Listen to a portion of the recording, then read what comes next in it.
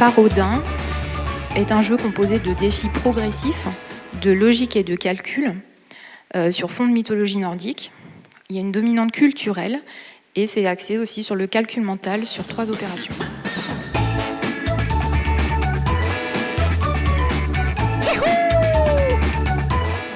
Bonjour.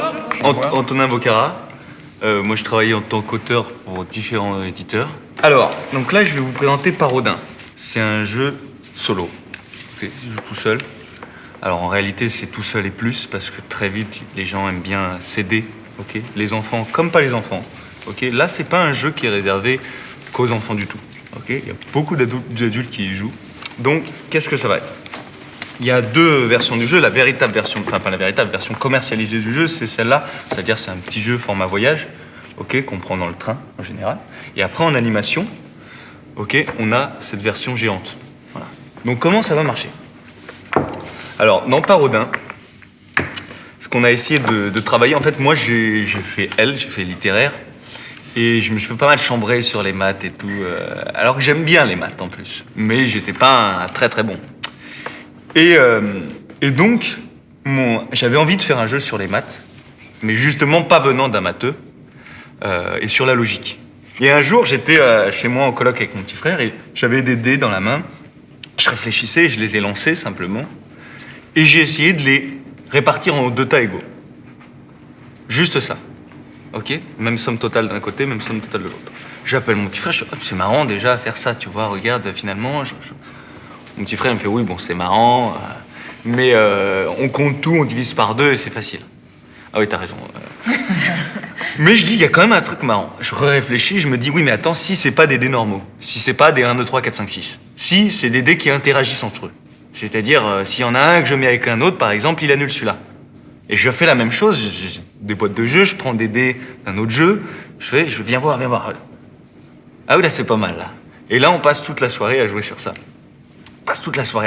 Et donc avec mais un truc assez compliqué. Hein. Et on trouve ça vraiment chouette, mais vraiment presque trop compliqué, justement. C'est-à-dire, je le montre à les potes, et là, je me rends compte que c'est bien, mais il y a 10% qui aiment. Il y a 90%, et justement, je trouve ça dommage, qui disent non, mais c'est trop dur. Je le montre aux gars d'Olchap avec qui je bosse et tout. Ils aiment beaucoup. Il y en a en plus, il est en maths sup, machin, il adore. Mais on se rend compte, moi, j'ai pas envie de faire un jeu qui plaît, comme je disais, à 10% de la population. Voilà. Et donc, on bug pendant un moment. Pendant 2 ans. C'est long, 2 ans, mais bon, heureusement, il y a d'autres projets entre. Hein. Et on tente plein de trucs, plein de manières différentes. Et un jour vient l'idée du jeu solo. C'est-à-dire qu'on se rend compte que le problème dans ce jeu-là, c'est de lancer directement les gens dans le grand bain. Mais si on leur fait quelque chose de très évolutif, et en fait, et vous allez le voir dans le jeu avec ces manuels, où en fait, tu as une histoire qui t'est racontée et tu apprends les règles en jouant, là, tout à coup, tout le monde pouvait se l'approprier. Parce qu'il y avait un deuxième problème dans le jeu, et ce qui est un problème très courant dans les maths, et de manière générale, c'est je suis observé par les autres aussi. C'est-à-dire, je fais un calcul, mais les autres le font en même temps. Je suis le dernier à le faire de tous, c'est vachement humiliant. Okay, et j'ai plus envie d'y jouer. Je suis tout seul, c'est que face à moi. Hein. Si je mets une demi-heure, c'est pas grave, il y a personne qui me regarde, donc voilà. Donc on a travaillé comme ça. Et vous allez voir que c'est un jeu en fait un petit peu autour, si on veut, voilà, logique et équation. Qu'est-ce que c'est l'idée du jeu ? Dans Parodin, on arrive, il y a une bonne et une mauvaise nouvelle. Okay. La mauvaise nouvelle, c'est qu'on est mort. C'est pas une très bonne nouvelle. Mais il y a une très bonne nouvelle, ça je le dis pas aux enfants. Je dis Mariac. Non, la bonne nouvelle, c'est qu'on est au Valhalla. On est au Valhalla, le paradis de la mythologie nordique. Et donc on arrive au paradis de la mythologie nordique, et il y a Brock le nain qui nous accueille, très content de nous accueillir. Voilà. Et il nous dit, bah écoute, en plus, il faut savoir que comme tu as une belle vie, les dieux te proposent de venir jouer avec eux. Ce qui est quand même un honneur, tous les enfants, adultes n'ont pas le droit de jouer avec les dieux. Mais justement, n'importe qui n'a pas le droit de jouer avec les dieux, tu vas avoir 50 défis. Si tu réussis tes 50 défis, là tu pourras t'asseoir à la table des dieux. Et quel est le principe du jeu des dieux ? En fait, les dieux s'ennuient. Et qu'une seule chose qui les passionnait, c'est voir les humains se battre, voir les batailles. Le problème, c'est que toutes les batailles ont une fin. Il y a un gagnant, il y a un perdant, et les dieux s'ennuient à nouveau. Et un jour, Odin a une idée, il a crié « Parodin », Eureka. Il s'est dit, on va faire que toutes les batailles des humains terminent par des égalités. Comme ça, les humains seront toujours obligés de recommencer. Et nous, on s'ennuiera plus jamais. Et c'est à cause de ça qu'il y a toujours des batailles. Donc ça, c'est le petit mythe du jeu. Les mythes font des trous dans l'histoire, on va dire. Et donc, comment on va jouer maintenant ? À chaque fois, donc, comme je l'ai dit, on va avoir une bataille. Cette bataille, Elle est symbolisée, ok, ici par un petit défi. La première chose à faire, elle est extrêmement simple. Vous voyez qu'on a des dés là, genre un peu gros. En réalité, quand ils sont dans le jeu comme ça, ce sont des petits dés assez faciles. Qui sont comme ceci, ok? Ouais. D'accord. Une fois que j'ai le défi, la première chose à faire, elle est extrêmement simple. Voilà, c'est de le reconstituer. Voilà. Donc si je le reconstitue, bah vas-y, reconstitue-la pour l'exemple là. Chaque dé a tous les... Ouais, chaque dé, il n'y a rien de compliqué. L'enjeu du jeu n'est pas là. Hein. Voilà, là tu l'as fait. On observe donc qu'il y a différents guerriers, ok, différents héros. Donc ici on a un héros, ok. Le héros, je vais le prendre là pour que tout le monde le voit. Le héros il vaut 3, ok. On a le capitaine viking qui vaut 2 et on a le soldat qui vaut 1. Une fois qu'on a fait ça, il va falloir équilibrer la bataille. Ça veut dire répartir tout ça en 2 groupes. Et ça doit faire une somme identique des 2 côtés. Je prends un exemple. Si par exemple je fais ça, ça fait 3, 4, 5, 6, 7, 8. 3, 4, 5, 6, j'ai pas bon. Ok? Vas-y pour l'exemple. Donc là, voilà. Voilà, exactement. 3, 4, 5, 6, 7. 3, 4, 5, 6, 7. Donc au début, c'est enfantin, c'est tout simple. Il y a bien sûr une seule solution à chaque fois. Voilà, Ah bon ouais, il y en avait qu'une seule. Ah, on a dû créer, c'est un mec de l'équipe qui a créé un logiciel justement pour avoir, c'est assez compliqué, pour avoir que des combinaisons à une seule solution. Parce que sinon, si tu as toutes les solutions à la fin, il faut que tu puisses vérifier. Ah oui. Et c'est très frustrant de te dire, attends, c'était la bonne, c'est pas la bonne. Quand tu as réalisé un défi, il y a toujours une petite légende qui t'est racontée, qui te fait petit à petit entrer dans l'univers de la mythologie nordique. Donc là, par exemple, nous avons au commencement de tout est l'arbre sacré Yggdrasil, et chaque jour à son ombre, l'aigle et le serpent se livrent un éternel combat, répétant ainsi cette vérité primordiale du Nord, ce qui vit, c'est ceux qui luttent. Ça, c'est des petites légendes, qu'on lit pas, peu importe. Mais comme c'est un petit jeu solo, ça, tu peux le faire, justement en fonction de ton âge, mais parfois, je sais qu'il y a des parents qui jouent avec les enfants, bah, ils vont lire des petits trucs, et c'est issu de l'Edda poétique. On a dû se lire toute l'Edda poétique, c'est assez long d'ailleurs, mais c'est génial, Ouais. c'est absolument extraordinaire comme mythologie, c'est très poétique. Et puis c'est la base de beaucoup de choses de notre culture de geek en fait. Ouais, ah oui, oui. Donc en fait, enfin, c'est de la culture. Bah, on se retrouve à fond, tout Tolkien est à fond dans ça. Tu dis, ah oui, d'accord, en fait, l'anneau maudit, c'est ça. Et sur la version voyage, il y a toutes les Il y a tout, histoires il y a tout. pareilles, C'est exactement je je te montrerai ouais, après. De toute façon, je vous le passerai après, on va vraiment jouer. Je vous passerai des boîtes à chacun. Mais tout, c'est la même chose, juste en plus grand. Parce que c'est très important d'avoir un côté voyage. Il y a beaucoup de gens qui jouent dans le train ou qui. Voilà. Je continue. Donc, on a terminé le défi 1. Quand on passe au défi 2, ok, on passe donc à une nouvelle configuration. Donc là, par exemple, je fais la configuration. Tac. C'est celui-là qu'il faut réaliser. Voilà. Donc maintenant, on découvre le traître. Le traître, il est intéressant. Pourquoi? Parce que c'est un traître. Et le traître, il déteste les héros. Donc, il va les assassiner. Au contraire. C'est-à-dire que si je mets... Ah oui, voilà, exactement. Si je mets un traître dans le même groupe que mon héros ne compte pas. Ça l'annule. Mais le point du traître. Mais le point du traître est toujours compté. D'accord. Ok? Inversement, si je mets un traître juste avec d'autres, il vaut simplement 1. Et le héros vaut toujours 3. Voilà, exactement. Forcément. de l'autre Donc, bah, vas-y pour l'exemple. Ici, c'est pas très compliqué, allez-y. Hein. Donc, on va faire 2 groupes. Donc, il faut le mettre forcément avec une... Non, si tu l'enlèves après. Là, ça l'annule. côté. 5, 6, 7. Non, je crois pas, non, regarde. Voilà, ça Oui, va. c'est ça. 8, 4, 6. Donc, 6. Ah bah oui. tu peux, pour simplifier, faire comme ça. si tu veux. Parfois, pour compter, pour voir au-dessus.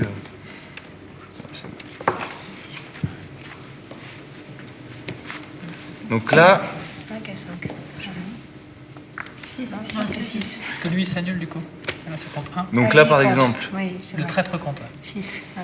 Ah, le traître, il compte. Même quand il Oui, annule c'est ça, l'autre. il annule. après. Il annule le l'autre, traître ça comptera fait toujours. toujours là. Ouais, donc là ça fait. là, ça fait 1 par Ah, exemple. traître. Ouais, ça fait 1. Ah, C'est pas mal là. Ouais, d'accord, comment t'étais. Ça fait comme un espèce de petit jeu de smart game. un peu plus Donc là, t'es à 7. posé, de défis individuels. C'est chouette. Et là, Mais t'es à tu 5. peux éventuellement le jouer effectivement en binôme, en trinôme, dire ah, moi je trouve pas, ça me fait l'idée, qu'est-ce que t'en penses? il va en tuer. Bah non, Après, je le dis. Si. Échanger. Bon, enfin, Donc Ah bah si oui. on échange là, qu'est-ce que ça fait Oui, mais du coup ça. 2, 4, 6, 3, 4, 5, 6. T'inquiète pas, c'est normal au début. Moi, je suis la personne à qui il faut une demi-heure. Et en plus, mais tu sais que c'est pour ça que c'est un jeu solo, justement. Parce que bien. là, c'est stressant de se faire observer en plus. Hein. T'es là, et donc, non mais je suis le premier à le faire, je te dis, quand je jouais avec mon pote en maths, c'était très désagréable. Hein. T'es le créateur, tu te fais atomiser, t'es comme ça et te dis, ah non, mais c'est simple. Donc c'est parce qu'en fait, il y a des logiques toutes bêtes que En fait, stresse. Ouais, vas-y. moi, sur ce type de jeu, je veux réussir, mais pour genre découvrir la suite de l'histoire. Ouais. Moi, je veux pouvoir lire les petits encarts. C'est ça. Après, on va continuer encore et on découvre l'anomodie. Donc, on parlait tout à l'heure de la culture. Donc, à chaque fois, il y a les petits encarts. Qu'est-ce qu'on avait là? Dans quel camp es-tu donc traître? C'est très simple. Je suis dans le camp du plus fort. Extrait de la bataille de. Très dur à prononcer toujours les trucs en nordique. Hein. Jenvingar. Voilà. Et en effet, il est dans le camp, forcément, puisqu'il annule. Forcément. 8. Est-ce qu'il y a des cas où le traître ne doit pas être utilisé? Ah, bien sûr, pour bien un sûr. encar? Alors, pas au début, parce qu'en fait, là, on est début, juste en train de faire un tutoriel pour apprendre les règles. Ça, c'est le gros avantage de ce jeu-là. C'est que, en fait, c'est du pas à pas, t'apprends les règles en jouant. Puisque, contrairement à un smart game, entre guillemets, ou parce que c'est vraiment aussi inspiré des smart games, moi j'aime beaucoup les smart games, mais ce qui me frustrait parfois dans les smart games, c'était cet aspect-là où c'est de plus en plus dur. Mais par contre, les règles n'ont pas changé. C'est-à-dire, c'est toujours de plus en plus dur. Et moi, parfois, justement, j'avais envie de passer directement au suivant, parce que finalement, toutes les règles, je les ai eues au départ. Et c'est quasiment que de la logique spatiale, que là, c'est de la logique mathématique. Voilà. Et là, c'est ça, c'est une autre logique. Et en plus, si tu veux au milieu du livret, tout à coup, t'arrives, t'es au milieu de l'histoire et tu comprends plus rien. En fait, ce que j'aime bien, du coup, c'est il y a un côté un peu legacy. Oui. Où, en fait, donc les jeux legacy, c'est des jeux évolutifs, en fait, où tu... alors, des fois, tu as des plateaux de jeu ou des cartes que tu dois même détruire, déchirer, tout ça. Là, en fait, tu as l'histoire qui se construit, tu rajoutes des règles en plus. Enfin, ça a un côté découverte. Enfin, c'est le tutoriel, mais en même temps, ça avance, quoi. Ça a une progression. C'est ça, c'est vraiment l'idée de... Comme ça, tu t'ennuies pas et t'es dans une histoire. Là, justement, on va découvrir le maudit. Le maudit, tout simplement, il fait -1. Ok, puisque c'est un guerrier maudit. Donc, on peut passer... Vous devriez bien passer au défi 4 directement. Pas moi. Toi, tu l'as fait déjà. Là, tu peux regarder où vous pouvez... hein, etc. Donc, juste pour le faire, et après, je vais vous montrer le dé le plus intéressant de tous. Tu vois que c'est le défi 4. Ah oui, d'accord. Le dé le plus intéressant de tous, c'est qui? C'est le mage. Pourquoi c'est le plus intéressant? Parce que le mage, on ne connaît pas sa valeur.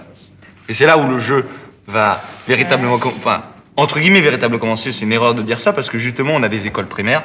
Il y a un mec qui, je sais plus comment il s'appelle, Brice ou quelque chose comme ça. C'est Mogé. Ouais, vous l'avez vu? Oui. Alors, lui, il l'utilise à fond dans sa classe. Ouais. Ils l'ont imprimé ensuite sur des trucs, et pas jusqu'au mage, jusqu'au avant. Et il les fait jouer à fond, et il fait inventer des défis. Parce que vous verrez, il y a un logiciel qui permet plus ou moins d'inventer des défis à la fin, qu'on a créé. Et donc, mais lui, il va pas jusqu'au mage, puisqu'il a des classes plutôt un peu en primaire. Ouais. Et ils s'inventent des défis entre eux dans les classes, et ils se les font passer. Donc c'est assez drôle, ça m'a fait très plaisir, on en a discuté ensemble et il a fait tout un article. Il est assez génial, ouais. Et ça m'a fait vachement plaisir. Et le mage, donc le mage là ça va être plus au collège. Le mage, sa valeur on ne la connaît pas. Sa valeur, elle va être égale au nombre de dés qui sont pas des mages et qui sont avec lui. Si je mets un dé avec lui, il vaut 1. Si je mets 2 dés avec lui, il vaut 2. Si je mets 3 dés avec lui, il vaut 3. Voilà. Le nombre de dés qui ne sont pas des mages et qui sont avec lui. Donc là, tout simple, tu vas voir qu'il y a des dés noirs, c'est vraiment ce côté évolutif ou petit à petit. Donc là, tout simple, le défi 5, vous mettez que des petits 1. J'ai pas sûr que tu vas... Mais c'est bon. C'est bon. Voilà, tout simple. Voilà, Tout c'est ça. simple, j'imagine que Et ça va avoir je trouve qu'il y a un côté Hein un peu dans le même défi. Oui, il pourrait, mais là, pas dans celui-là, mais oui, il pourrait. Ouais, tout à fait. Mais en fait, après, quand tu vas suivre, tu allais dire quelque chose. Ouais, il y a un côté jeu de rôle en fait un peu, parce que pour moi par exemple, qui suis pas matheux, en fait je me raconte l'histoire, genre le mage en fait, là il protège son équipe, il y a de la mana. C'est ça. Et bref. Mais moi ça m'aide sur le... Ah, mais je comprends très bien. Moi, c'est pour ça aussi, hein, c'est pour ça que j'ai mis un thème. Mais en fait t'as fait un jeu de maths, mais qui raconte une histoire. C'est ça, mais je t'ai dit que je suis pas un matheux, moi. hein. Donc Moi, le ça me but, parle c'était que ça me plaise, tu vois. Et il y avait autre chose aussi, c'est que c'est un jeu parfois plus de logique que de maths, c'est-à-dire que tu ne vas pas dans des sommes énormes. C'est-à-dire que ça ne te demande pas une abstraction très grande. Au maximum, on va être du 6, 6, 7, 7. Donc en fait, tu es plus dans une balance où tu fais c'est ça. une mise en équation, Voilà. en fait c'est un équilibrage. Que un truc où c'est terrible et c'est perdu. C'est pour ça que tu as des gens, parfois, qui me disent « Je déteste les maths, mais j'aime beaucoup ce jeu-là. » parce que j'ai pas l'impression de faire des maths, parce que... Et donc, là, après, t'arrives à Loki, donc le dieu de la tromperie et de l'esprit malin, qui te dit, bah très bien, t'as terminé le tutoriel, maintenant tu sais jouer, mais bon, vous les humains, vous pensez toujours, vous êtes les meilleurs et tout ça, on va voir. Et donc là, il va te faire jouer avec tous les dés que t'as appris jusque-là. Tu vas mettre de plus en plus de temps, ça va être de plus en plus chaud. Ok, voilà. Mais avec toujours ce truc évolutif, tu vois, là d'abord, on va avoir tous les dés normaux plus un mage. On va mettre un -1. Le -1, il est vachement intéressant en plus. Au début, tu te dis, mais c'est juste un -1. En fait, tout à coup, quand il est avec le mage, ça prend une autre dimension. Ça, vous le verrez après, je vous montrerai, ça crée vraiment des trucs. Quand tu auras fini tout ça, il y a Frigg, la déesse de l'amour et de la fertilité, qui, elle, va te présenter les dés noirs. Alors là, les dés noirs, tu vas vraiment passer un cap. C'est pour ça que ça arrive que vers le niveau 16, 17, voilà. Puisque les dés noirs, donc non seulement ils sont très forts aussi dans leur histoire, mythologiquement. Fenrir, c'était un loup immense, qui avait la mâchoire qui rasait le ciel et la terre en même temps, okay, qui a été créé par Loki d'ailleurs. Donc ça, c'est raconté à chaque fois dans les légendes. Eux, ils n'ont pas de valeur. Tu me les mets dans l'armée de ton choix. Je le mets dans le groupe de mon choix. Par exemple, je décide de le mettre là. Fenrir, il va doubler la valeur du dé le plus grand dans l'armée. Donc là, tu apprends la multiplication. Là, il veut plus 3, il vaut 6. Mais attention, parce que si je le mets là, c'est le mage. Le mage, il vaut plus 2. Il vaut 4. C'est pour ça que je vois que c'était des blancs et pas des noirs. Et si je le mets là, tu vois, ça crée...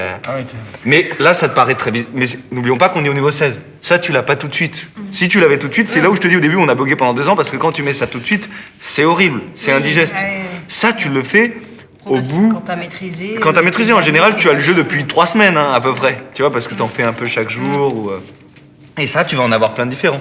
Tu vas voir le serpent Jormungand, le collier du monde, qui entoure le monde, qui, lui, tu le mets dans l'armée de ton choix, et lui, il va inverser la valeur du dé le plus grand. Ça le transforme en -3. Voilà, donc là, tu apprends les chiffres inversés aussi. Donc là, c'est plus 3, ça va être -3. Voilà, on va passer à Sleipnir. Ça fait 3 -3, 0. Voilà, ça ferait 0. Ouais. Et tu peux avoir une armée qui fait 0-0 d'ailleurs. C'est assez joli, ça arrive parfois. Il n'y a jamais du négatif parce que, justement, dans une histoire, c'est pas logique. Donc tu peux pas avoir. Par contre, du 0-0, c'est tout à fait logique. C'est-à-dire les 2 armées se sont anéanties. Donc... Moi, j'aime bien quand une mécanique et histoire se... Ouais, se rassemblent. Oui. Sleipnir, il donne +1 à chaque dé dans une armée. D'accord. Ok, je le mets, +1 à chaque dé. Fafnir, -1 à chaque dé dans une armée. D'accord. Ok, attention, on entre à des un petit peu plus complexes. Gullibenstri, le sanglier. Et lui, il augmente, il donne +1 à chaque dé identique dans une armée. Ok, ça veut dire, regardez, hop, imaginons, on est comme ça. Ok, je l'ai mis comme ça. Bah, eux, Ils valent tous 2. voilà, ils valent tous 2. Puisqu'ils sont identiques dans une même armée. Là, Là, il n'y en a pas. Voilà, mais imaginons qu'on était comme ça. Donc là, il y en a 2 qui valent Voilà. 3. Là. Il valent 3. Mais attention, je le mets là. Maintenant, lui, il vaut plus que 2. Voilà, ok. Et Erzverd, c'est -1 à chaque dé identique dans une armée. D'accord. Ok. Une fois, alors, t'as dit quoi? Tu disais une fois mémo? Ben, il y est, ouais. Il y est, justement, t'as un marque-page qui te permet. Ouais, c'est très important. Qui te permet. En fait, elle fait 2 choses. Elle fait à la fois marque-page et ensuite, effectivement, c'est une aide de jeu où ça te les rappelle. Encore une fois, là, ça vous fait beaucoup parce que je vous explique tout. Bah oui, là, Oui, oui. non, En réalité, normal. Ouais. c'est vraiment fait pour. Quand t'as fait tout ça, il y a Thor qui dit bon, très bien. Ok, tu veux voir papa, mais avant d'aller voir papa, ok, Odin, 2 dés noirs. Donc t'imagines là, ils vont se combiner. Leur ordre d'ailleurs vont être importants. Parce que si je fais +1 avant de multiplier, tu sais, c'est comme les parenthèses dans une équation, justement. Voilà. Donc, etc., etc. Et quand tu auras tout fini, et ça c'est l'autre aspect très important pour nous dans le jeu qui a été très important, c'est que Odin t'accueille, te dit bravo, maintenant t'es un dieu, maintenant tu peux t'asseoir à la table des dieux, et là tu peux lancer les dés. Et ça génère aléatoirement des défis. Donc il n'y a pas cet aspect qui, moi, peut me frustrer dans des jeux solo, de j'ai terminé le jeu, je l'ai terminé. Terminé. Ouais. Non, là, moi, maintenant, je joue plus que comme ça. En fait, c'était comme ça qu'on jouait au débat. Mais c'était trop dur. On faisait que lancer. Et on a créé une petite... sur notre site, ok, tu vas dessus, un petit logiciel, et quand tu as lancé les dés, tu mets tes dés, et ça te dit immédiatement le nombre de solutions qu'il y a. Il peut y en avoir plusieurs, même. Il peut y en avoir Il zéro. a du Il coup, peut y en après, avoir il 0 plus dans en des plus. cas très rares. Ouais. Et donc, dans ces cas-là, autant pas chercher. Donc, Ouais, donc, ok. voilà. Donc ça te permet de faire ça. Tu peux jouer avec des noirs, c'est sans des puissant. noirs. Et, Il y a tous les corrigés à la fin. et tu as tous les corrigés des 50 qui sont tous à la fin. Ouais, ça c'est très Il y a important. moyen de se le procurer en grand format comme ça ou- Oui, nous justement on en a. Et quand on a des écoles qui nous le demandent, on donne le grand format. Et après on autorise en fait on donne les fichiers. C'est-à-dire on donne pas le fichier du manuel. Par contre ça, on le donne pour justement Bruce, par exemple, il m'a dit est-ce que je peux En version l'imprimer en sous- grand, tu vois, parce que lui, il l'imprimait en grand sur des Des trucs. autocollants. Voilà, sur des autocollants, comme ça on y joue. Bon, est-ce que vous avez des questions particulières? Non, c'est intéressant. Le prix, il est à 15. 15, oui. Celui-là, il est à 15. Ouais. Et donc, Après, voilà. avec des vous avez- élèves, les premiers niveaux, jusque avant les dénoirs, je pense qu'on peut le faire facilement. En primaire, ouais. En primaire, ce qu'il oui. fait. Ouais, c'est ça. ouais. Après, on a avec tous dans nos certains, classes oui, des très matheux. ou des- T'adaptes, et puis encore une fois, tu peux inventer des défis aussi, c'est ça qui est bien. C'est que tu peux aussi dire, et lui c'est ce qu'il fait Bruce par exemple, et moi j'ai vu faire aussi, moi je fais ça aussi parfois, même des petits tournois où j'invente des défis aux gens, tu vois, comme ça, et tu vois, et parfois ils se les inventent entre eux. Donc c'est ce qu'ils font, ils font, ah on essaye de créer un défi et on le montre à la classe. La classe essaie de le trouver. Ok. Ok, merci beaucoup Antonin. Ouais, avec plaisir. C'est 3 lauréats, il n'y a pas de premier, deuxième, troisième. Le second jeu que l'on a sélectionné est par Odin.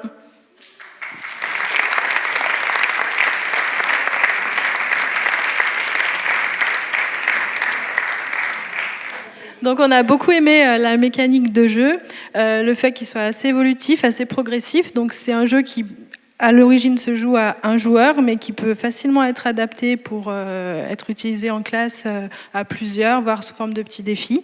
C'est un jeu qui permet de travailler le calcul également aussi, un jeu de stratégie, voilà, la logique.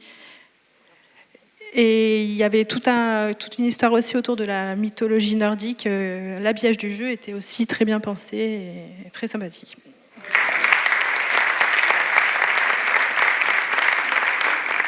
Merci beaucoup. Donc ça nous fait très très plaisir d'avoir ce prix-là, d'autant que en plus voilà, les jeux éducatifs, moi on se moque souvent de moi parfois quand on fait des jeux. Ah ouais, tu fais des jeux, tu t'amuses tout le temps.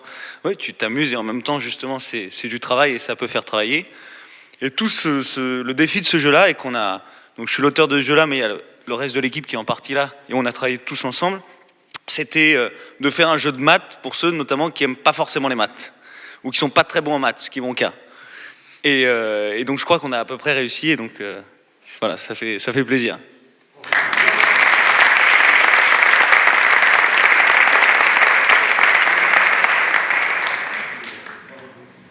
Donc le troisième label du soir est remis encore un jeu de mathématiques qui s'appelle Multi-Héros et donc qui gagne le troisième label ce soir.